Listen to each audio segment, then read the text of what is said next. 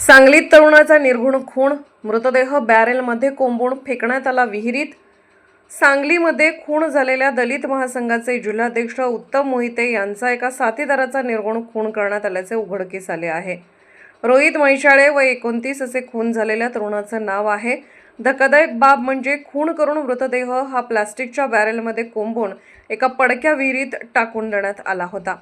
रोहित म्हैसाळे मृत उत्तम मोहितेचा साथीदार होता।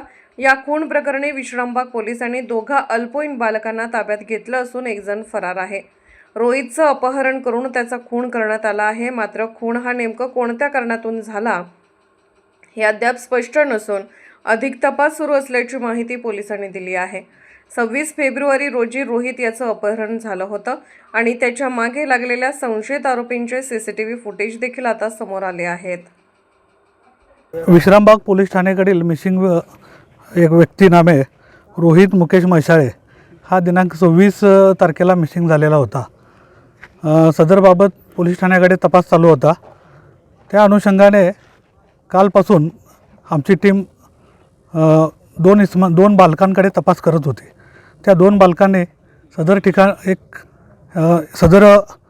मिसिंग व्यक्तीस मारून टाकले असल्याचं त्यांनी सांगितलेलं आहे। सदर मारून टाकलेलं ठिकाण हे विठ्ठलनगर येथील मार्टिन शाळेच्या पाठीमागील बाजूस असल्याचं त्यांनी दाखवलेलं आहे।